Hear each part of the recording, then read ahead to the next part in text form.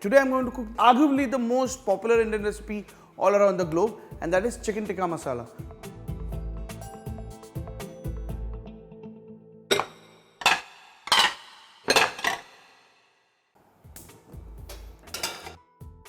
So we've got some nice chopped onions. So let's take some oil. So some butter as well into this. Chopped onion. Some ginger garlic paste. So I'm just going to saute it till the onion turns slightly golden brown and the raw taste of ginger garlic goes away. A little bit of salt to start. What it does is it extracts maximum flavors as well. At the same time, salt draws out water, so the onions cook faster. Once the onions are almost brown, I'm adding a bit of kasuri methi to this. Some red chili paste, which is red in color but not really fierce spicy. So a good amount of red chili paste to this, just a pinch of turmeric, some coriander powder and some cumin powder. Once again, we'll cook it slightly just to take the rawness of the masalas out. Once this is done, all the chopped tomatoes that we have here will go in. So I don't want the chunky tomatoes to be seen. I want them really dissolved with the gravy. You can literally use a spatula to mash them up.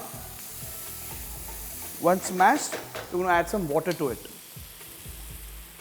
For a more dominant flavor, you can also use some chicken stock, but water is good enough. So now, mix this through and let it simmer and cook for good 4 to 5 minutes till all the tomatoes that we can still see are nicely dissolved with the gravy. And for a more smoother texture to this dish, I'm just adding a bit of tomato puree as well, so the dish also gets nice body from it. All together, just to cut the sour taste of the tomatoes, just a bit of the honey, not too much. Again, the gravy is almost done there. Next, to make it more rich, so some cashew paste to this. This is where a lot of Indian gravies get their richness from.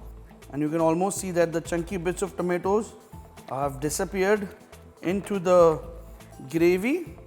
Now once you are here, it's time to add in some chunky tomatoes and some chunky capsicum to this, if you like them. So I can see that my gravy is almost done there. It's nice and thick and rich. It's time to add the special ingredient. Nice juicy and succulent chicken tikka, not very dry. And all of this now into the gravy. So the chicken tikka is in, and these were the veggies that I cooked along with the tikka. So they all go in as well. Again, with the consistency of this gravy, you can make it really thick like it is now. You can of course add in some water to make it slightly liquidy, so you can enjoy it with some nice basmati rice or pulao.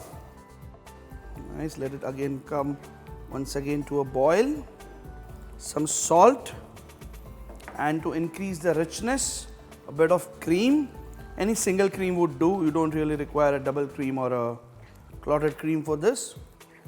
Nice, look at that. Nice pink orange color. Lovely. So my gravy is almost done here. I've added cream. So some freshly chopped coriander to this.